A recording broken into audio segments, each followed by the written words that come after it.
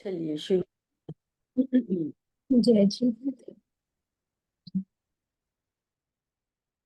मंगलमय मंगल करन वीतराग विज्ञान। नमो ताहि जाते भये अरहंतादि महान। करि मंगल करियो महा ग्रंथ करन को काज। जाते मिले समाज सब पावे निज पद राज। नमो अरहंताणं नमो सिद्धाणं नमो आयर्याणं नमो उवज्जायाणं नमो लोये सव्वसाहुणम्।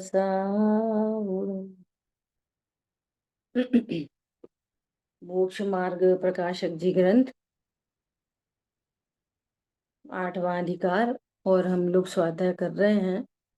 अपने बहुत इम्पोर्टेंट सब बात होके निकल गई। क्या क्या बात हुई कि पंडित साहब कह रहे हैं कि जो जिनवाणी है वो 4 अनियोगमयी है, और जो 4 अनियोगों का स्वरूप नहीं समझते।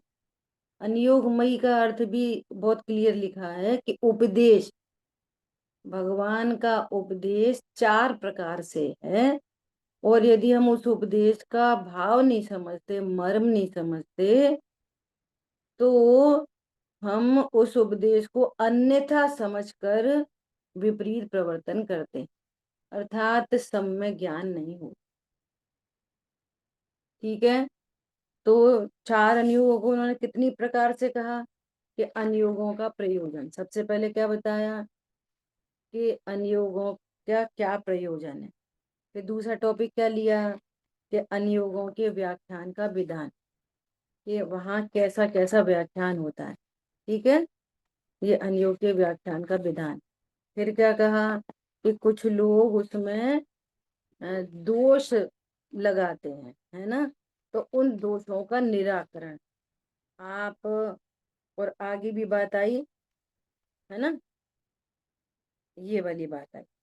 तो अभी अभी आप समझो कि 4 अनुयोगों को वो 4 तरह से बताते, है ना। अब अगला टॉपिक आ रहा है कि अनुयोगों में दिखाई देने वाले परस्पर विरोध का निराकरण। 2 अनुयोगों के बीच में, है ना, जो परस्पर विरोध दिखाई देता है उसका निराकरण। फिर आगे और डीपली बात आएगी तो एक ही अनुयोग के भीतर 2 तरह की बातें मिलेंगी, तो उसका निराकरण। मतलब कितनी तरह से बता रहे हैं, और अभी भी हमको कंसेप्ट क्लियर नहीं हो, तो अब ये इसके लिए श्री गुरु क्या करें। ख्याल में आई बात। हमारे को अपने ज्ञान को उस हाइट तक लेके जाना। क्या बोला? क्योंकि हमारे लक्ष्य बहुत बड़े हैं। कितने बड़े लक्ष्य हैं? अल्टीमेट तक पहुंचना, अल्टीमेट सोल्यूशन। और उस अल्टीमेट सोल्यूशन को अपन ने किस में सबसे शॉर्टेस्ट गोल क्या बनाया कल? ऐसे नहीं। अनम्यूट करके बोलो। स्वयं में तुष्ट होना ही हमारा सबसे बड़ा गोल। क्या क्या? स्वयं में तुष्ट होना ही सबसे बड़ा गोल। अपने को पहचानना ही नहीं, सबसे बड़ा गोल। ये 2 अलग अलग हो गए। और अपने को बोलो। पहचान कर मैं सुख स्वरूपी हूँ, अपने में ही संतुष्ट होना। जी, और बताओ। तत्व तत्व निर्णय बताया था। हाँ, तत्व निर्णय करेंगे तब संतुष्ट हो सकेंगे। तो संतुष्ट होना हमारा गोल नहीं है। हमारा गोल है तत्व निर्णय कर।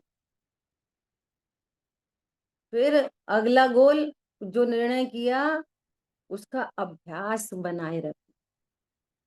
जो निर्णय किया उसका क्या करना? अभ्यास करना, अभ्यास करना, बारंबार अभ्यास करना, ये दूसरा गोल। अब ये हो गए ना, अब इसका रिजल्ट है संतुष्टि, इसका फल आएगा, आप स्वयं में संतुष्ट रहो, ये उसका रिजल्ट आएगा। और फिर वो संतुष्टि बढ़ती चली जाएगी। तो पूर्ण रूप से संतुष्ट होंगे कौन? अनंत सिद्ध भगवान, वे पूर्ण संतुष्ट। अब ऐसा उपदेश देते रहो और हम भी समझते रहे, क्या समझते रहे? भैया अपने में संतुष्ट रहो, भैया अपने में संतुष्ट रहो। तो भैया भाभी कैसे संतुष्ट रहे, बोलो? समझ में आ रही बात? कैसे रहे संतुष्ट? अब उसके पास तो इंद्र तत्व ज्ञान के अभाव में इंद्रिय ज्ञान है, और इंद्रिय ज्ञान से बाहर का परिकर ही दिखाई देता है। अतीन्द्रिय आत्मा, ज्ञान स्वरूपी आत्मा तत्व ज्ञान के अभाव में वो पता ही नहीं है, जानने में ही नहीं आता, जबकि जान रहा है, जानने में नहीं आता। तो फिर क्या लगता है कि बाहर में सब चीजें अनुकूल हो जाएं तब हम संतुष्ट हो। ख्याल में आ रही है बात? हमारी संतुष्टि का आधार कौन है? पैसा, दुकान, मकान, घर गृहस्थी, बच्चे। अब नाती पोते हो जाएं तो ये अच्छे से पढ़ें लिखें होशियार बने, इनको ये सिखाएं वो सिखाएं धर्म सिखाएं, तो फिर आकुलता एक और नई खड़ी हो गई। समझ में आ रही है बात? और देखो, ये बाह्य का जो परिकर है, इसका इसकी कहानी दूसरी है एकदम। कैसी कहानी है? कि यदि आप एक काम में सफल हो गए, अच्छा हो, चाहे चाहे चोरी हो और चाहे क्षमा हो, जिस काम में सफल हो गए उसी काम को दोबारा दोबारा दोबारा दोबारा करने का भाव है। सफल हो गए ना, अगर सफल नहीं होते तो कोई दूसरा तरीका अप्लाई करते, लेकिन सफल हो गए ना, हम चोरी में सफल हो गए, हमें पुलिस ने नहीं पकड़ा, तो क्या करो? अरे और करो चोरी, कुछ नहीं होता, कुशील पकड़ा नहीं गया, तो क्या कर? अरे करो, कुछ नहीं होता। समझ में आ रही है? सेम टू सेम इस साइड में, सेम टू सेम इस साइड। बच्चों को अच्छे से पढ़ा लिखा लिया, सफल हो गए, अरे हम इनको भी सफल कर देंगे। हमने अपने बच्चे कर लिए, बच्चों के बच्चों को भी हम ही सफल कर लें। समझ में आ रही है बात? धन कमा लिया तो हम और कमा लें, किसी को समझा दिया तो और समझा लें। समझ में आ रही है? इसी को कहते हैं तृष्णा की खाई खूब भरी, पर रिक्त रही वह रिक्त। मतलब वो तृष्णा की खाली खाने पीने से समझते हैं, लगाना सब में है। समझ में आ रही है बात? एक साड़ी खरीद ली, अच्छी लगी, सबने प्रशंसा की, तो फिर क्या लगेगा? एक और खरीदेंगे, ऐसी वाली खरीदेंगे, अब की बार ऐसी खरीदेंगे। सफलता मिलती जाएगी ना पुण्य के उदय में, तो क्या होएगा? उसको और इसीलिए इसलिए कहते हैं कि बाह्य से संतुष्टि कभी नहीं मिलती। इसका अर्थ है, जैसे आपकी एक इच्छा पूरी हो गई, अब संतुष्ट हो गए, तो फिर रहो आराम से, खत्म हो गई ना कहानी। लेकिन वो खत्म नहीं हुई, और नई इच्छा, फिर एक और, फिर एक और, फिर दूसरी, फिर तीसरी। अब जिसको जिसमें इंटरेस्ट हो। समझ में आ रही है बात? इसलिए संतुष्ट बाहर से हुआ नहीं जा सकता, और मैं अपने में संतुष्ट रहूंगा ये भी नहीं हो सकता, जब तक तत्वाभ्यास नहीं हो, जब तक तत्व ज्ञान नहीं, तब तक। तब ये सारी बातें जब फालतू साबित होंगी ना, निरर्थक, देखना ये कितने बेकार के काम नहीं है, फालतू। मैंने पढ़ाया, तुमने क्या पढ़ा दिया? उसका ज्ञानावरणी कर्म का क्षोभम नहीं था। समझ में आ रही है? जब ये कंसेप्ट पता चलेगा, कर्म सिद्धांत पता चलेगा, अपना स्वरूप पता चलेगा, इंडिविजुअल की आइडेंटिटी पता चलेगी, तो क्या होएगा? और फिर भी भाव उत्पन्न होंगे, तो वो उस भावों को क्रॉस करे, तब अपने में संतुष्ट रहने का प्रोग्राम बने। नहीं तो हर क्षेत्र में वो नई इच्छाएं, नई इच्छाएं, नई इच्छाएं उत्पन्न होती ही रहेंगी, एंडलेस। और अनंत काल बीत चुका, ऐसा नहीं अनंत काल बीत जाएगा, बीत जाएगा नहीं, बीत ही चुका वो तो। कितनी, हम तुमने पता नहीं कितनी चौबीसी देख ली। समझ में आई बात? कितनी 24 तीर्थंकर भगवान हमारे सामने से होके निकल गए, कल्पना कर। और वे तृप्त हो गए, और हमारी तृप्ति अभी तक नहीं हो पा रही। इधर आ जाओ सामने। ख्याल में आ रही बात? ये तो सबसे शॉर्टेस्ट गोल क्या है? तत्व निर्णय करो, ज्यों का त्यों देखने की हैबिट बनाओ। जो कितना इसमें पता है, इसमें बहुत ताकत लगेगी, बहुत ज्यादा। किसी ने गलत बोल दिया, अब लगाओ ताकत लगाओ। कोई काम बिगड़ गया, ताकत लगाओ। कोई काम अच्छा हो गया, अहंकार हटाओ, अभ्यास करो। सारा परिणमन होने योग्य देखो। बहुत अनंत पुरुषार्थ का काम है ये। फिर वो संतुष्टि, तृप्ति, तो उसका रिजल्ट आना ही आना है, हर कीमत पर आना। ठीक है? ऐसा कुछ लोगों के, पुरुषार्थी जीवों के कुछ के हमारे पास आ गए होमवर्क, हैंडीज किस किस ने किए थे। बाकी और लोग भी भेज दें, हमारा कल्याण हो जाएगा। ठीक है। चलो आगे। अब शास्त्रों में अपेक्षादि को न जानने से, अपेक्षाओं को न जानने से परस्पर विरोध भाषित होता है, उसका निराकरण करते। कैसा लगता है? परस्पर विरोध भाषित होता है तो उसका निराकरण करते। प्रथमादि अनुयोगों की आमनाय के अनुसार यहाँ जिस प्रकार कथन किया हो वहां उस प्रकार जान लेना। अन्य अनुयोगों के कथन को अन्य अनुयोग के कथन से अन्यथा जानकर संदेह नहीं करना। एक अनुयोग में तो ऐसा लिखा और एक अनुयोग में ऐसा लिखा, तो कौन सी बात सही है? अब पता क्या है, 99% लोग सच्ची बोल रहे हैं। 99% लोग तो बुद्धि ही नहीं लगाते। अरे वहां पे तो ऐसा लिखा, यहाँ पे तो ठीक है, वहां पे ऐसा लिखा ठीक है, यहाँ पे लिखा ठीक है। समझ में आई बात? उपयोग ही नहीं लगाते। 99% बोल रही हूँ मैं। वहां पे वो सुन लिया, यहाँ पे वो सुन लिया, हमें क्या लेना देना। किन्हीं का उपयोग लगता है तो कहते वहां पे ऐसा लिखा, वो यहाँ पे ऐसा क्यों लिखा। ठीक है। तो तीसरी वैरायटी, अच्छा ठीक है लिखा होगा अनध्यवसाय में चलेगा। तीसरा होगा थोड़ा पुरुषार्थी, तो वो क्या करेगा, वो फिर पूछेगा वहां पे ऐसा लिखा, यहाँ पे ऐसा लिखा, इसका क्या मतलब है। वो पूछेगा, फिर पूछ के छोड़ देगा, ठीक है। कोई भव्य जीव होता है जो वहां से क्लियर करके अपने ज्ञान को निर्मल बनाता है, वो रिलैक्स हो जाता है। अच्छा वहां पे इसलिए ऐसा लिखा, उसकी अपेक्षा ये है और इसकी अपेक्षा ये है। काम उसका होता है। ख्याल में आई बात? देखो क्या कह रहे हैं।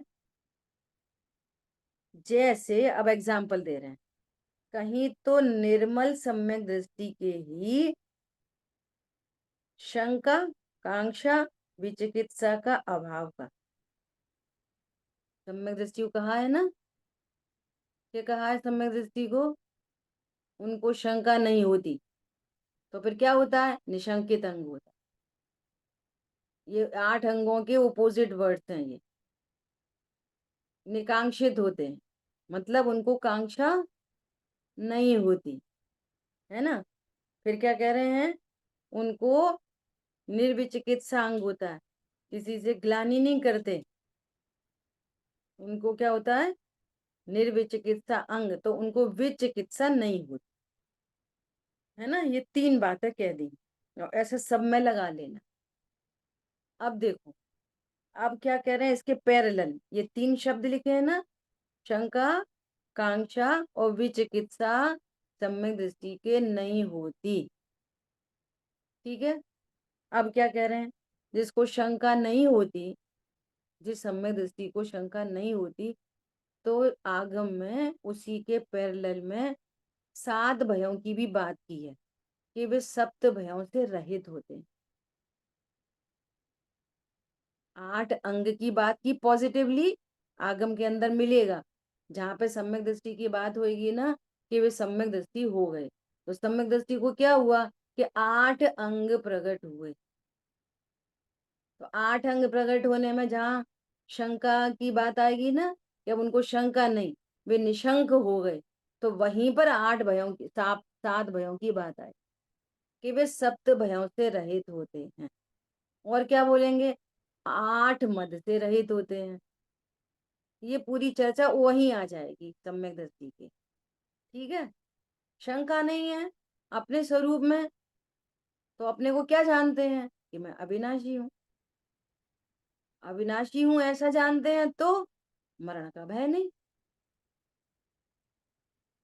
समझ आ रही बात? परलोक का भय नहीं।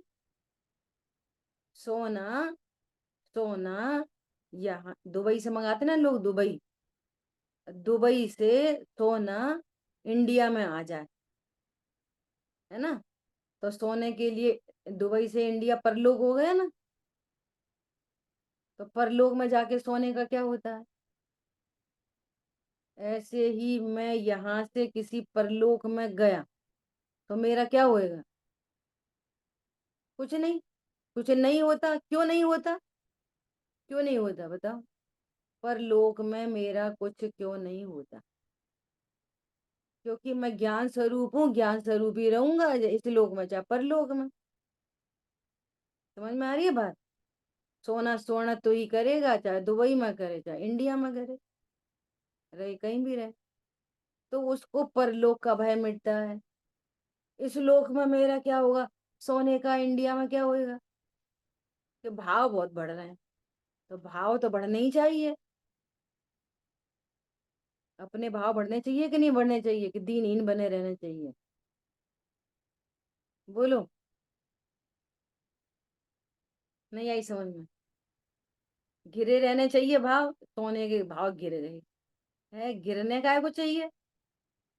भाव तो बढ़ने ही चाहिए। अपने भाव भी बढ़ाना नहीं बढ़ाना, कि गिरे ही रखना है। सोना गिरा धड़ाम जमीन पे, ऐसा।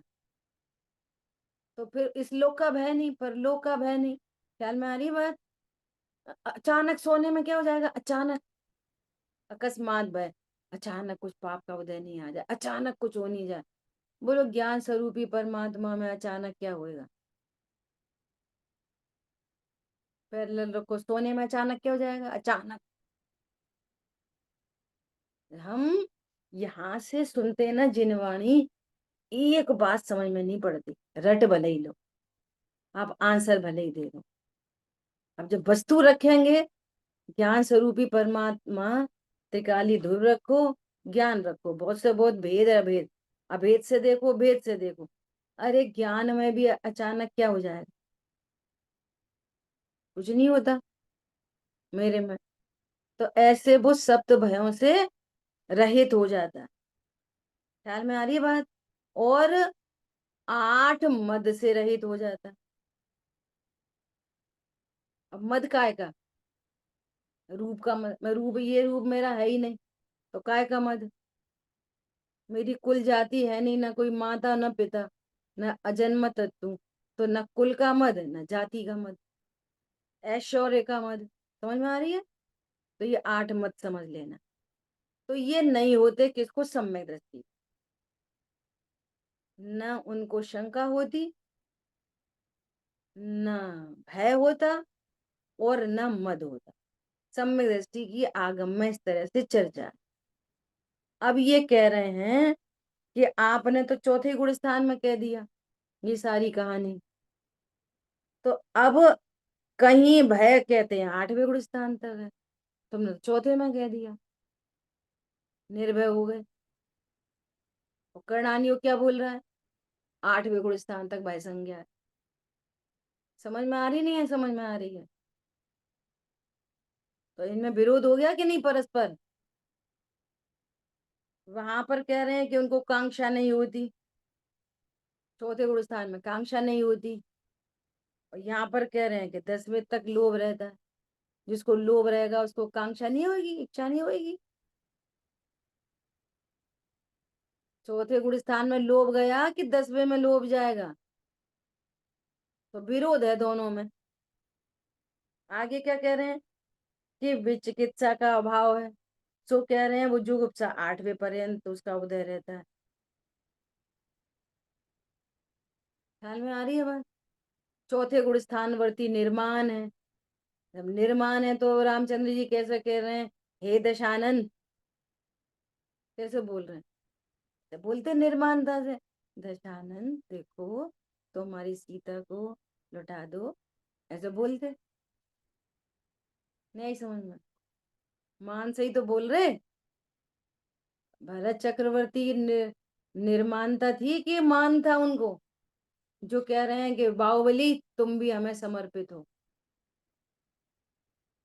और बाहुबली क्या कह रहे हैं? नहीं कोई नहीं, आप सबको जीत के आयो, हमें भी जीत के बताओ। तो ये मान था कि जी भाई साहब, आप बड़े भाई साहब हैं, हमें क्या प्रॉब्लम है, निर्माण तो ऐसे होने चाहिए। उनको बाहुबली बेटा हमको सबमिट कर दो, हम सबको जीत के आए हैं, तुमसे क्या हम घर घर में लड़ाई करें। तो उनने ऐसा बोला, और उनको बोलना चाहिए था जी भाई साहब, दोनों निर्माण थे ना, ये कहाँ से आ गया युद्ध? इधर कह रहे हो चौथे गुण स्थान में निर्माण है, इधर कह रहे हो उनने युद्ध किया, इधर कह रहे हो चक्र छोड़ा, इधर कह रहे हो हम नहीं समर्पित करेंगे, तुम हमको जीत के बताओ। तो ये बिना घमंड के हो जाएगा जीत के बताओ? और फिर भाई भाई लड़ने चले। समझ में आ रही है बात? नहीं आ रही है? तो ये अनुयोगों में विरोध हो गया कि नहीं हो गया? एक तरफ कह रहे हो चौथे अनुयोग में कुछ नहीं है, एक तरफ कर्णानुयोग कह रहा है 8वें तक 10वें तक कषाय है। ये परस्पर विरोध है। तो कह रहे हैं ऐसा नहीं है।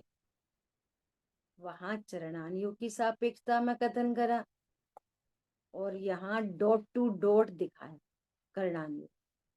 वहां अनंतानुबंधी, सुनो, वहां अनंतानुबंधी का अभाव हुआ चौथे गुण स्थान में।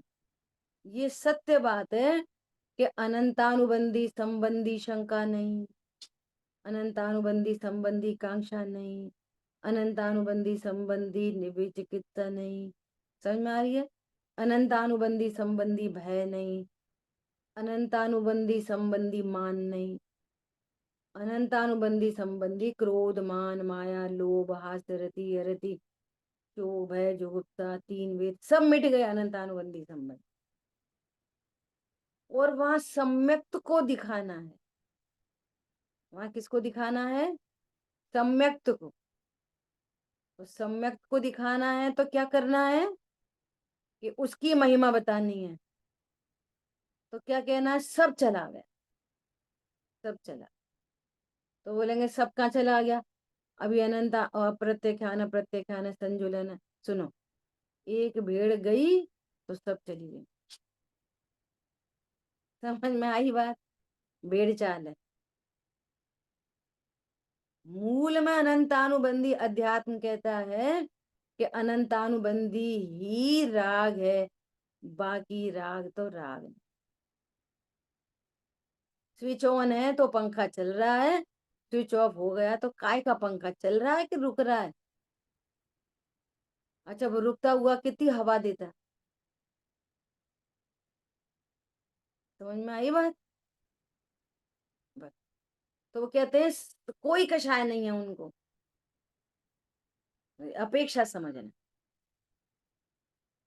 ऐसी सब चीजों में बहुत उपयोग लगा है। जैसे कहते, जैसे प्रवचन सुनते हैं ना, क्षण क्षण इच्छा हो जाती, इतने इतने कपड़े हैं तो और कपड़े चाहिए, इतने बर्तन है, एक नया बर्तन तो आ जाए डिजाइन का तो उसको खरीदने का मन करता है। कहता है, हाँ ये तो बात सही है, बर्तन तो हमें बहुत अच्छे लगते। समझ में आ रही है बात?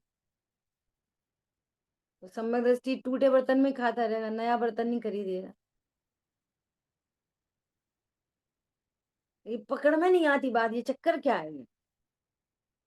अब वो मुकुट पहनेंगे तो कैसे पहनेंगे मुकुट? बिना इच्छा के पहना जाता है मुकुट, बिना इच्छा के काम होते हैं। समझ आई बात? जब जब ये साइंस समझ में आई, कि अरे ये कषाय 4 जाति की होती है, तब एकदम रिलैक्स हो गया, कूल।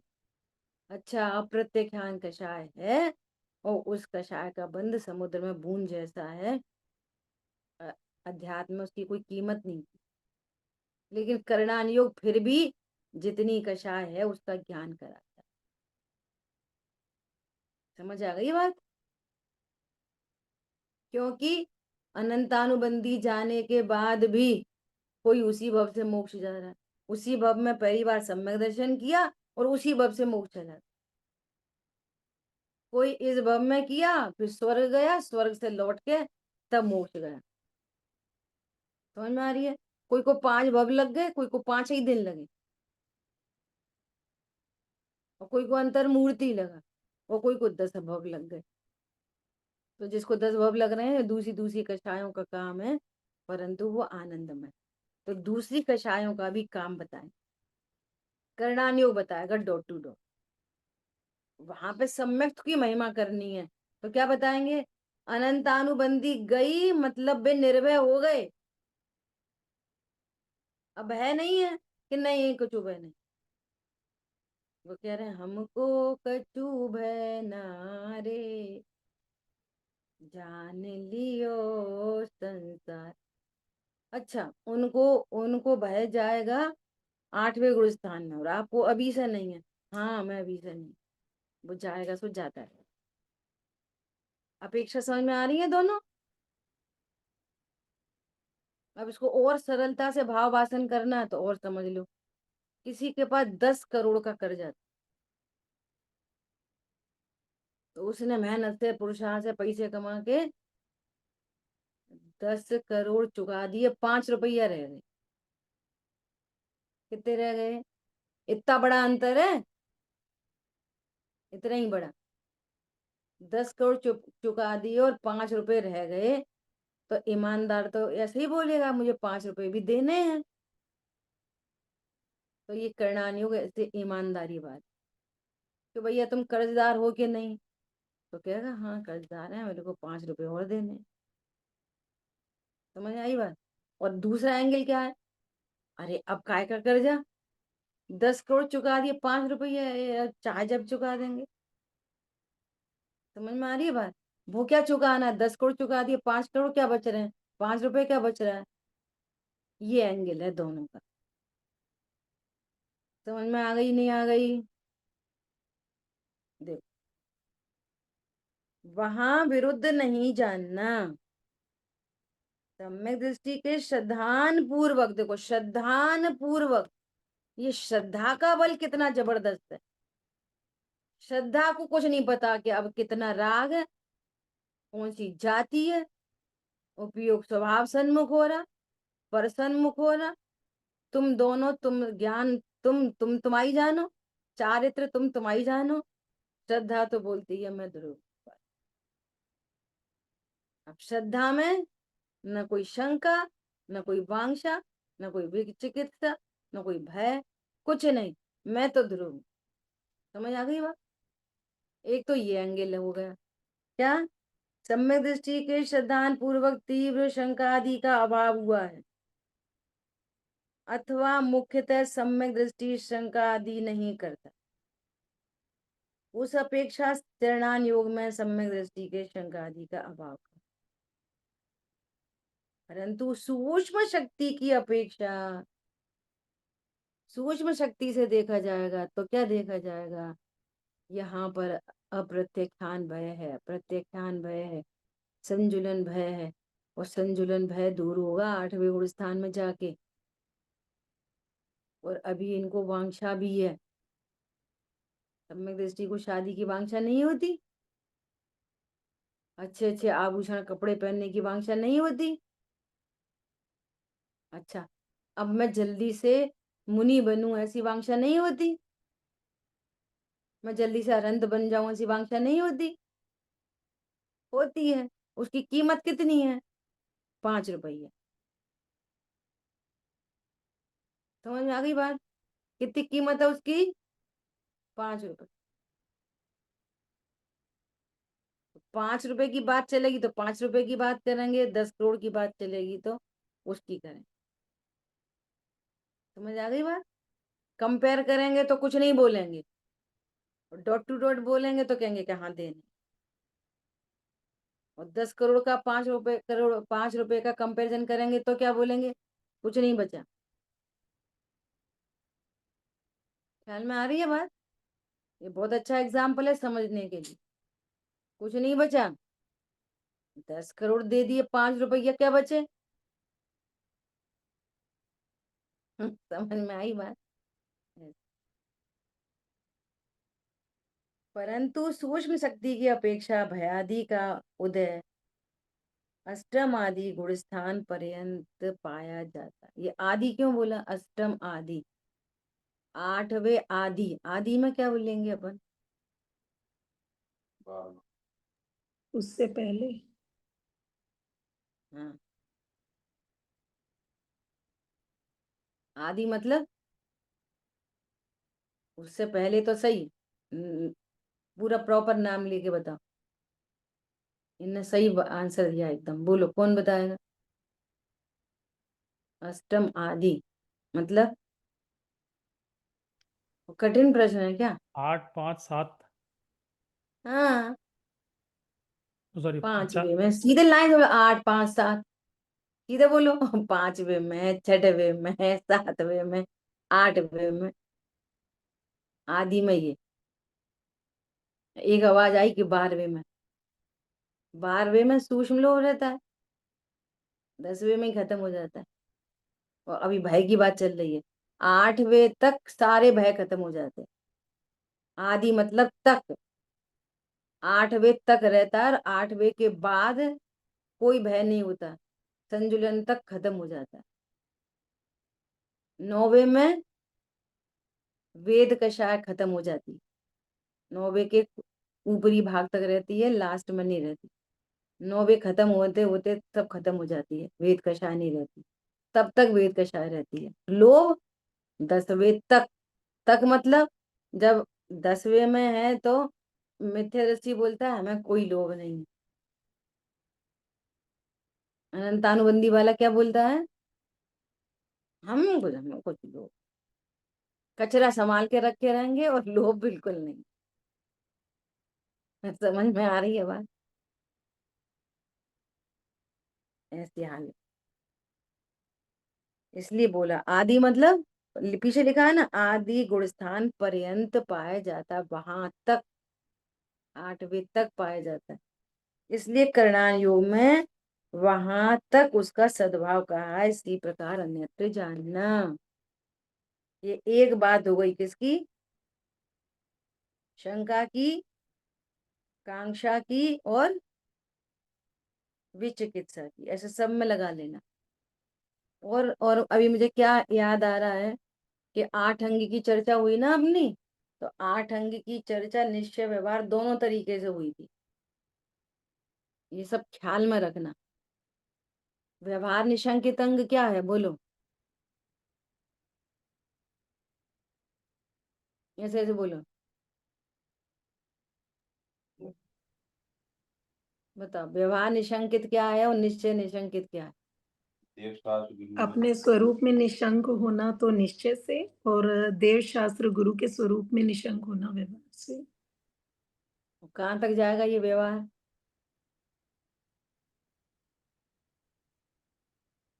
अकेले शुद्ध देवशागुरु का शु- शुद्ध पर्याय तक। दो, कछु भी बोल दो। क्यों? क्यों? ये स्वपर की लिस्ट से थोड़ी बन रही है। व्यवहार निशंकता में और क्या आएगा? 6 द्रव्य के अंदर निशंकता, 7 सात तत्वों के तत्वों स्वरूप के। में निशंकता। समझ में आ रही है बात? यहाँ तक बात जाएगी। किस किस में निशंकता चाहिए? देवशागुरु का स्वरूप एकदम क्रिस्टल क्लियर, 6 द्रव्यों का स्वरूप क्रिस्टल क्लियर, और 7 तत्वों का स्वरूप क्रिस्टल क्लियर। यहाँ तक व्यवहार निशंकता है। जिसको ये व्यवहार निशंकता होती है उसको ही निश्चय निशंकता प्रकट होती है। ख्याल में आ रही है बात? अब ये ना, ये सब चीजें अब एकदम क्लियर होनी चाहिए, बहुत क्लियरिटी चाहिए इन सब चीजें। नहीं तो हम कितना पढ़ लिख जाएंगे और याद बहुत ज्यादा हो जाएगा, लेकिन निर्णयात्मक चर्चा न निर्णय अपने को बनेगा न किसी अन्य को बना करा पाएंगे, और घिच्चे पिच्चे चलती रहेगी बात। ये भी बोल दो, वो भी बोल दो, वो ही बोल दो, वो भी बोल दो, और आखिरी में ऐसा बोल दो कि जानना भी नहीं है। खत्म। अपन तो ध्रुव है। समझ में आ रही है बात? बहुत स्पष्टता चाहिए। ऐसी कान नोट्स बनाओ, नोट्स बनाओ। हम तो अभी भी बना रहे हैं नोट्स, और फेयर कर रहे हैं। समझ में आई बात? अब लिखोगे पढ़ोगे तो होगे होशियार, लिखोगे पढ़ोगे नहीं तो हम तो नहीं बोल रहे।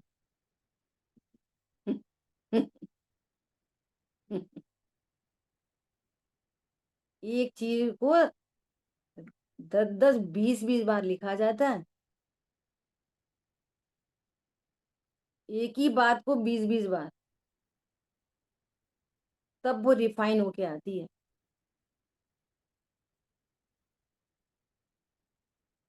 शांतनु को दिए प्रूफ रीडिंग करने के लिए, शांतनु कहते हैं ये ऐसे लिखना था, ये ऐसे लिखना। जो पारुल बहन के पास आती है प्रूफ रीडिंग, अब वो अकेली स्पेलिंग मिस्टेक नहीं, मात्रा अकेली नहीं, यहाँ तो भाव भी पकड़ना है। ऐसा ऐसे कांक्षा में लगाओ, बनाओ नोट्स, बनाओ 8 अंक के। निश्चय व्यवहार, जब देखो क्या होता है, ऐसे अपने को क्या लगता है, हाँ हमें तो सब आता है। जब लिखने बैठते हैं ना तो लिखना भारी पड़ता है। अब शब्द नहीं मिलते, अब कैसे लिखें प्रॉपर? ठीक है। व्यवहार कांक्षा क्या होगी? निकांक्षित, बाहर निकांक्षित, और निश्चय निकांक्षित। बाहर की निर्वय चिकित्सा, अंदर की निर्वय चिकित्सा। व्यवहार प्रभावना, निश्चय प्रभावना। व्यवहार वात्सल्य, निश्चय वात्सल्य। आगम में चर्चा अकेली व्यवहार की है, ये समझ लो अच्छे से आप। वहां पे पूरी व्यवहार की ही चर्चा है, टोटल 8 अंग की चर्चा पर सापेक्ष की गई है। परमार्थ की चर्चा तो हमारे गुरुओं ने हमको बताई है, पढ़ के उठ देख लेना श्रावकाचार्य, कोई सा भी श्रावकाचार्य उठा के देखना। समझ में आई बात? इसलिए इन सब चीजों को एकदम पक्का करो। आप 15 मिनट, 15 मिनट 24 घंटे में से सिर्फ 15 मिनट ऐसा निकालो जिसमें आप कुछ ना कुछ लिखो, कुछ भी लिखो, 15 मिनट कुछ भी लिखो। देखना आप में कितना बिग चेंज आए। 15 मिनट लिखो बस, शुरू से लिखना चालू करो। देवशाह गुरु के बारे में लिखना चालू, अनंत भगवान का लिखना चालू। देखना हम कितना लिख पाए। सिद्धों का स्वरूप लिखो, 5 मिनट लिखो, चलो 5 मिनट लिखो। लिखो, लेकिन एक अलग से डायरी बनाओ पर्सनल। अभी कच्ची डायरी बनाओ, फिर उसको फेयर करना बाद में। अब उसको फेयर करना 1-2 साल बाद, तब आपको पता चले ए हमने पहले क्या लिखा था। हाँ, समझ में आ रही है? आप बिलीव नहीं करोगे, मैं पिछला, जैसे मैं पिछली अगली कुछ भी पन्ना पलट के अपनी पिछली डायरी पढ़ती हूँ ना, मुझे हर वाह वाह वाह निकलती है मुंह से। क्यों, वो चीज सब थोड़ी मेमोरी में रहती है। तो ज्ञान में तो नया नया बनता है। अरे कितनी अच्छी बात ली, आपको इतनी खुशी मिलेगी। ठीक है, संकल्प करो आज, नया संकल्प, कि हम 5 मिनट जरूर लिखेंगे, भले 2 लाइन लिखें। 5 मिनट 1 लाइन याद करेंगे, भले ही आधी लाइन याद कर। इतना काम करो, इसके बल पे समाधि होएगी, नहीं तो सब हवा हवाई उड़ जाएंगी सारी। समझ आई बात? कुछ समाधि कोई आसमान से ही टपक के आ जाएगी। तैयारी करनी है अब से। चलो, तो अभी क्या कह रहे हैं, पहले अनुयोगों के उपदेश विधान में कई उदाहरण कहे, वह जानना अथवा अपनी बुद्धि से समझ लेना। लो, उनने भी कह दी।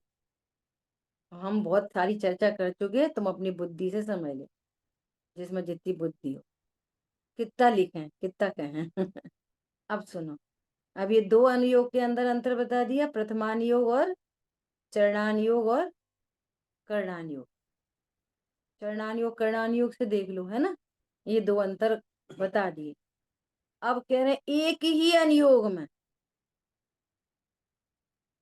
तथा एक ही अनुयोग में विवक्षावश अनेक रूप कथन करते हैं।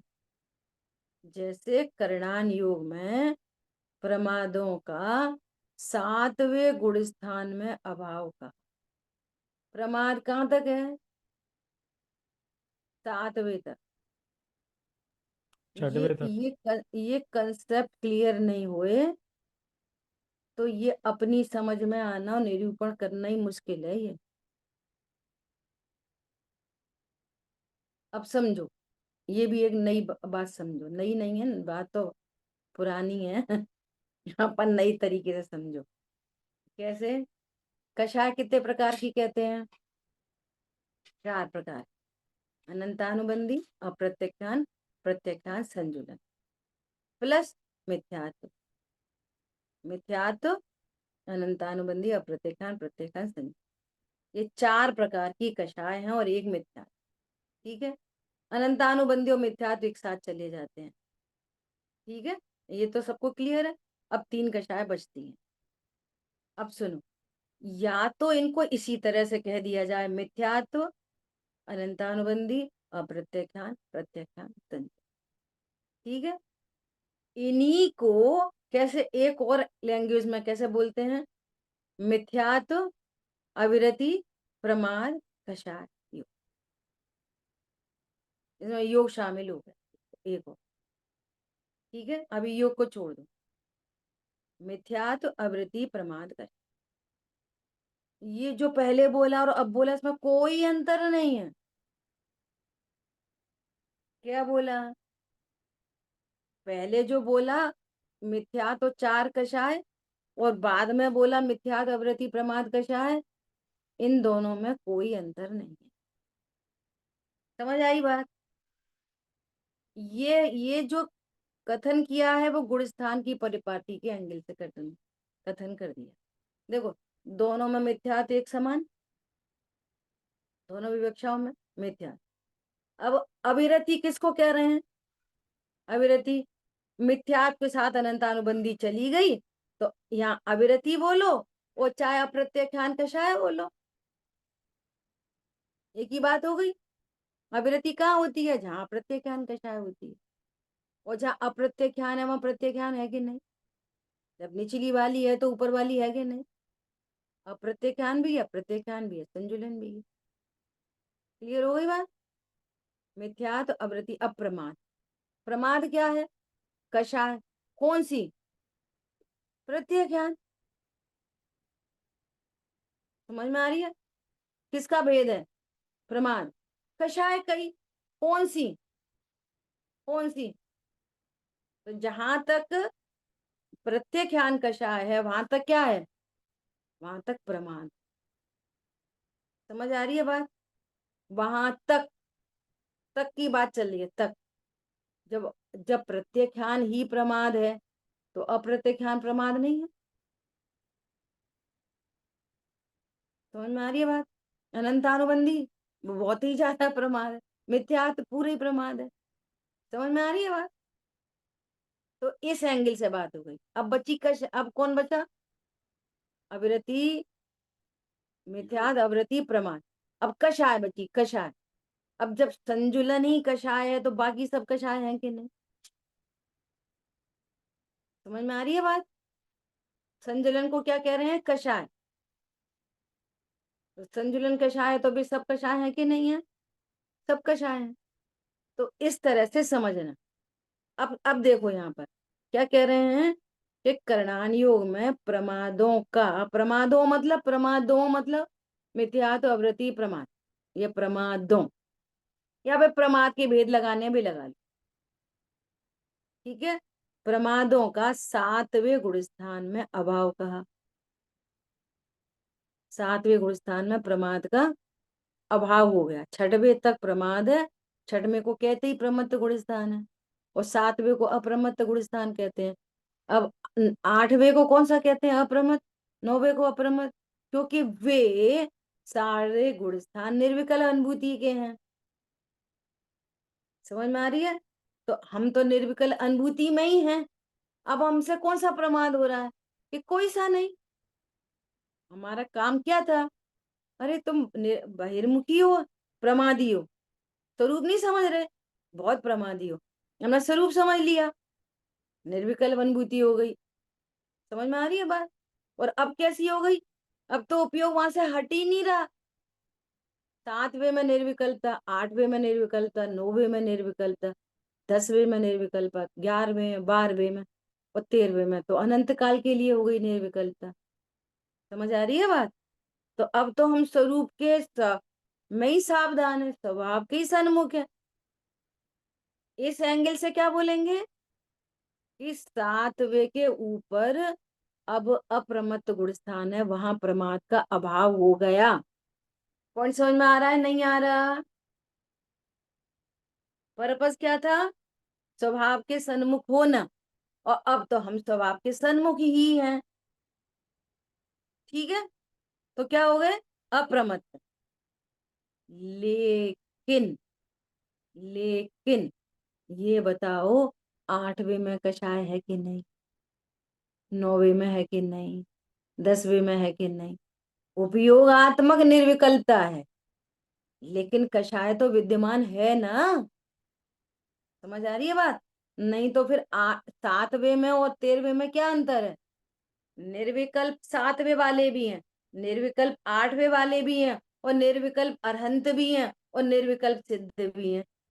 तो दोनों के प्रमाद में कोई अंतर है कि नहीं? बहुत अंतर है।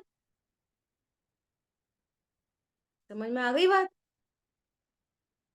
तो उस एंगल से क्या बोलेंगे कि कषाय का सद्भाव 10वें गुण स्थान तक है। तुम ऐसे कैसे कहते हो कि वे प्रमाद से रहित हो गए? प्रमाद मतलब कषाय।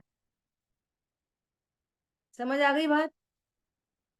कैसे कहते हो कि सातवें के ऊपर सब अप्रमत्त होते?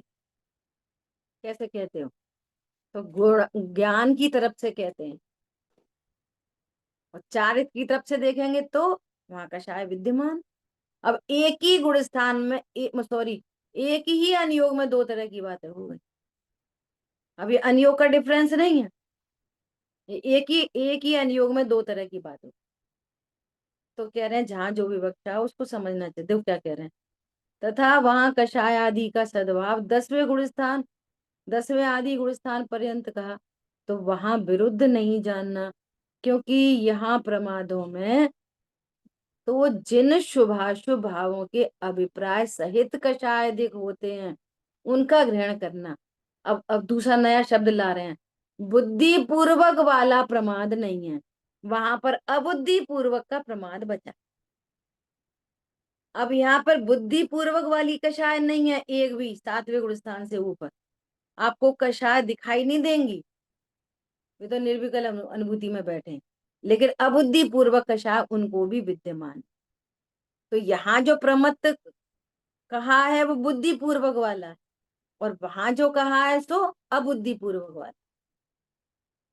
और अगर ऐसा नहीं माना जाएगा तो फिर हम 7वें वाले को ही अनंत कहें। तो कह नहीं सकते कषाय है, तो कषाय है तो प्रमाद है, और कषाय नहीं है तो प्रमाद नहीं है। तो कहेंगे ऐसा नहीं, एक उपयोगात्मक कषाय नहीं है और एक उपयोगात्मक कषाय है। तो इस तरह से इसका डिवीजन। समझ आई बात? तथा 7वें गुण स्थान में ऐसा अभिप्राय दूर हुआ है, इसलिए उसका वहां अभाव कहा है। तथा सूक्ष्मादि भावों की अपेक्षा उन्हीं का 10वें आदि गुण स्थान पर्यंत सद्भाव कहा है। अब जैसे मुनिराज को कहते हैं ना कि 9वें गुण स्थान के प्रथम आदि भाग तक वेद कषाय है, तो कर्णानुयोग बोलिएगा कि वेद कषाय है। लेकिन वेद कषाय संबंधी भाव उपयोगात्मक नहीं है, शरीर की क्रिया तो कहीं छोड़ ही दो। ख्याल में आ रही है? वो वेद का भाव वहां विद्यमान होने पर भी उनको खुद नहीं पता कि यहाँ वेद का भाव है। समझ में आ रही है? उस जीव को खुद ही नहीं पता है कि यहाँ कोई कषाय विद्यमान है, सूक्ष्म लोभ विद्यमान। ख्याल में आ रही है बात? पढ़ो, आप लोग पढ़ो।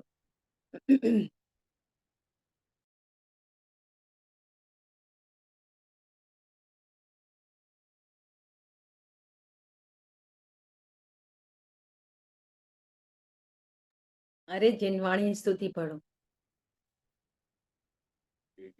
तुझे लोका